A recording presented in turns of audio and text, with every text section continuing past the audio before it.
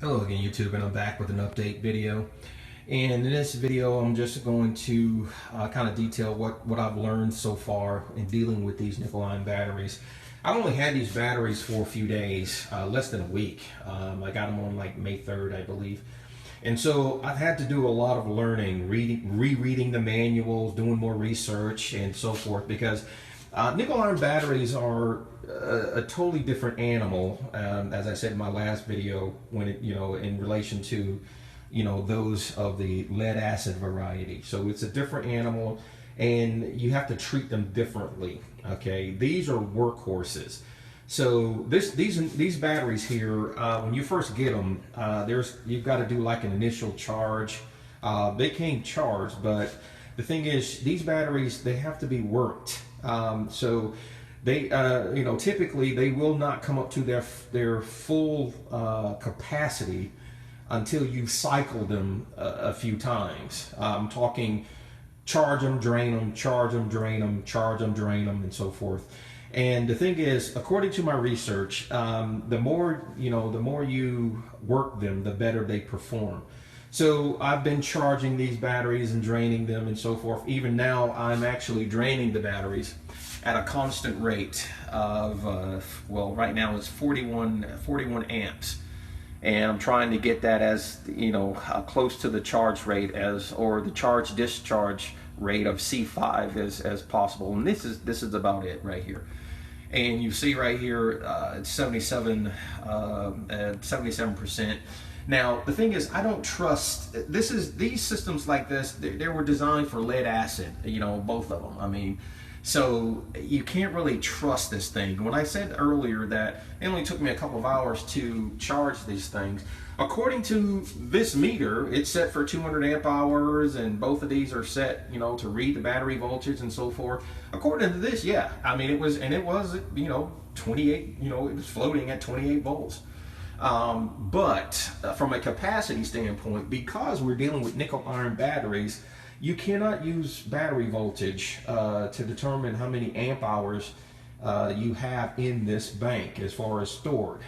That capacity, the manufacturer's rated capacity is 200 amp hours per cell. But again, you got to force the amps into the battery bank. So what I have to do is I have to charge this thing at 1.65 volts per cell for 5 hours straight at 40 amps, or I'm sorry, 50 amps for 5 hours straight in order to get a full charge. After that, then you can put them in float mode. Okay, again, because these are nickel iron batteries, you can't baby these things. You can't touch them gingerly and say, well, I just don't. No, you got to really, really work these things like mules.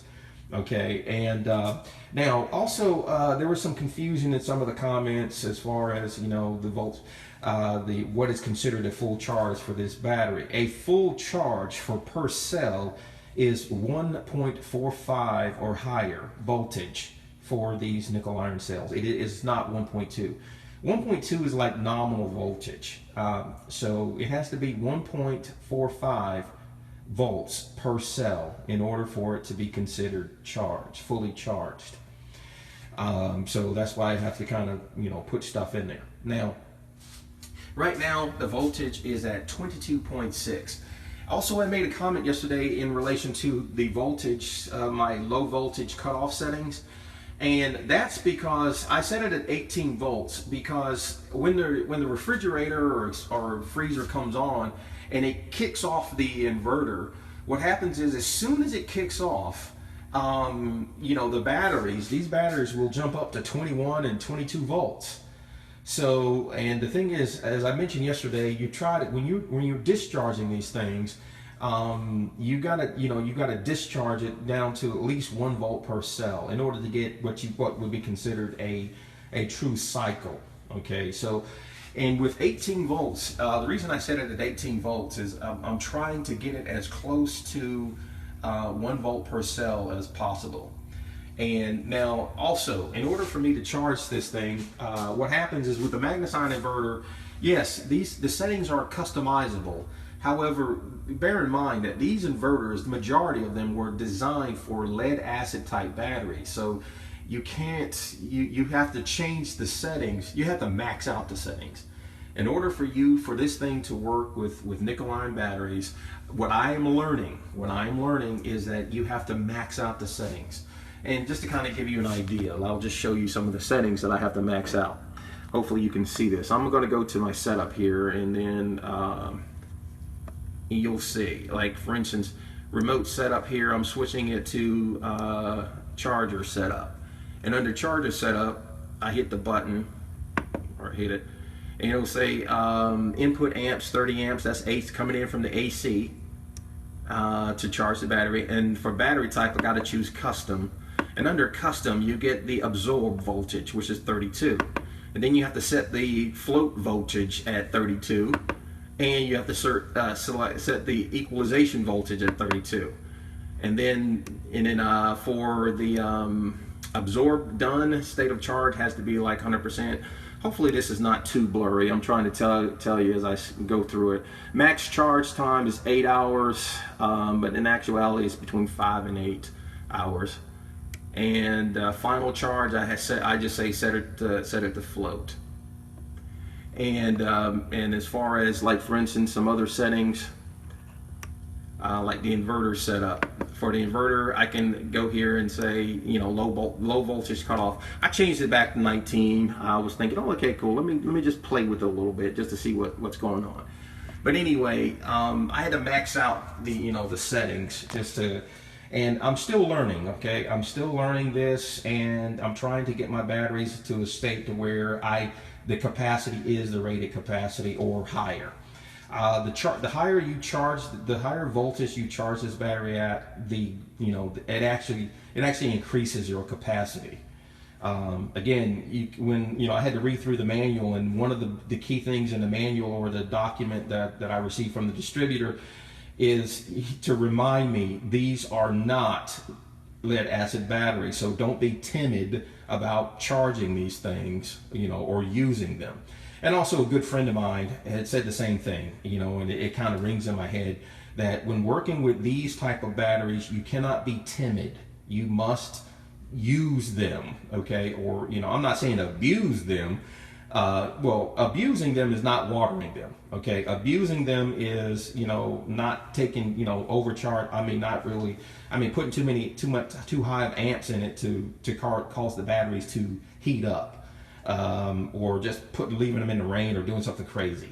Not doing what I'm doing now, okay? I'm draining, I'm at 39 amps, around 40 amps. This is not abusing these batteries at all.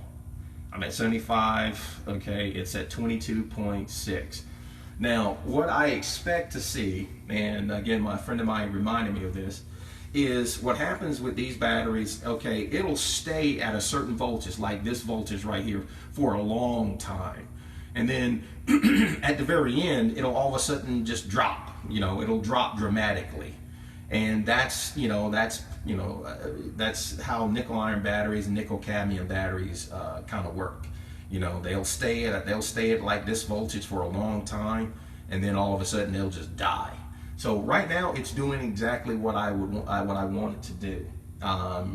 It's been running for about an hour and a half like this, and I'm actually distilling water now. So I'm really using it. And the way I need to. So anyway, just wanted to clarify that these batteries they're meant to be workhorses. And as I learn more, I'll try to update folks, as I'm able. And as you can see right here, with the smart battery combiner, it's disconnected because the system says, hey, you're obviously not charging the battery, so this will totally disconnect. Now, what I have considered at some point is to flip this to like both. However, I don't think that's a good idea because these battery chemistries are totally different. And so, it's probably better just to go from one to the other, but not both. I don't want to ruin a battery bank just for experimentation in this case, because I've done research and I haven't seen anybody that says, hey, running battery banks of different sizes in parallel or in both mode, is a good thing. So I'll just leave that alone. So for right now, I'm just going through, again, what I'm doing is conditioning the batteries. These batteries must be conditioned. And again, for you folks out there that are, kind of either confused or curious, again, 1.2 volts per cell is just the nominal voltage. A fully charged cell should read 1.45 volts and at 200 amp hours. And these batteries here normally are at a C5 rating. Just remember that, a C5, meaning 200 amp hours is the C, and then divide that by 5 hours, and that will give you the amperage that you can continuously draw or put into this battery bank without hurting them. Also, the manufacturer or the distributor he said basically you take that capacity and you multiply it by 0.25, and that'll kind of give you what you can, what you have to do with these batteries. And that's why at 200 and times 0.25, that kind of gives you a 50 amp rating as opposed to a 40 amp. So or a 50 amp discharge rating. So that's what he suggests. And according to him, he's been in the business for a long time, and the document was pretty thorough. And so that's why I'm putting the system through the paces. Now, as you can see, I'm still at, it's 22.5 volts. Again, it's doing exactly what I suspect it should do, which is, it'll hang there for a long time, and then all of a sudden it should drop right when it gets toward the end. Okay, YouTube, thanks, and I'll try to keep you folks posted as best I can. Okay, YouTube, I'm back with another update. It's been 2 hours, and the system is at 21.8.9 volts, and we're still holding steady at around 40 amps. So again, I'm trying for the to see the capacity for the C5 charge and discharge rate. So it's been 2 hours and it's been holding steady. And we're at 60% depth of dish, or 60% full. So that kind of flows in line. It's been 2 hours, so I'm hoping for a full 5 hours. At 40 amps. So I'm at a 60% state of charge, and I have discharged the battery 40%, according to the trimetric. Again, excuse me, I take this with a grain of salt here. Again, I don't really trust it just yet, but that's why I'm doing testing. So we're at 21.3, and I believe what happened was, I think the refrigerator kicked in or something. Yeah, something kicked in, and it's it's obviously asking for more amps, either the refrigerator, the freezer, or something. So obviously that's why it's a bigger drain on the voltage. So I think right now it's holding steady. So I've drained it according to this 40%. I know with if I had some lead acid batteries, I'd be cringing right now. But this right here is, I want this to get down to 20 actually. So hey, let's see what happens. All right, take care, YouTube. Hello again, YouTube, and I'm back with another update. It has been over 3.5 hours, just about 3.5 hours, and the power it went out. I had it set for 19 volts as far as low voltage battery cutoff, and it didn't went out, but the power did go out. It did reach that, but it only reached it because of the refrigerator. The refrigerator kicked on, and it just, it dropped it to 19 volts, because of the motor, and I let it sit there for a little bit, and I came out and I looked at the voltage, and it was at, with no load, the voltage was at 23 volts. And so And I think the refrigerator, that's not really a fair assessment, because right now I'm pulling about 39.2. And here is why I don't trust the trimetric in this case, because when I checked it before I switched it off and switched it back on, it was down to like 40% state of charge. So I drained it down. It was down to 40% and 40% state of charge. And so, that means I used 80%, and so it's close. It's very close. But the thing is, when I turn it back on, and I just kind of reset the inverter, and it went back up to. You can see now that it's struggling. It's got I've got the low battery warning there, so it's at 19 volts now. This is under load. This is under load. And as I said before, just because it's 19 volts under load, but if I take off the load, it'll go up to like 21 volts or something like that. And what I'm trying to do is get a good reading. So in this case right here, I know maybe many folks are there saying, "Oh man, he's crazy." He should stop at 19 volts. But for me, that's not a good test. And if these batteries go kaput after one test like this, then they're overrated. So I'm going to take it down to 18 volts, and it should be fine, because if you do some research on the net, you'll see that people have gotten nickel iron batteries, and they've gotten nickel iron batteries and that are less than less than 1 volt, obviously, because of the the years that they sat in storage and stuff like that.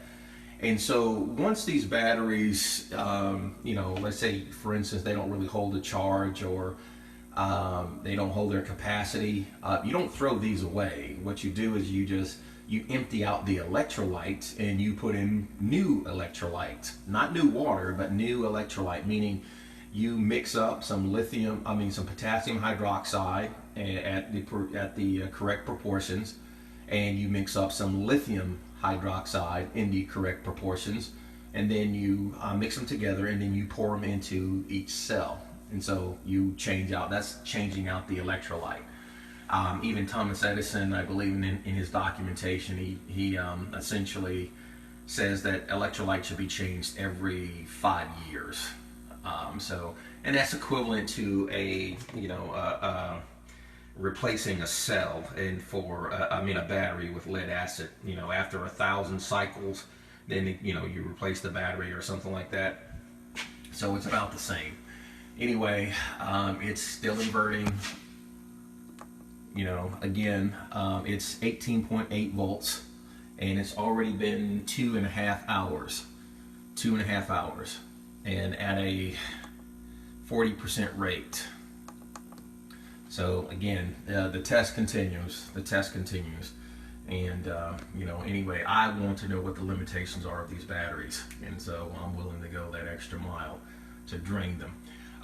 The other day I had to drain it by hooking up some type of resistive load, so that it can, so I can drain it that way.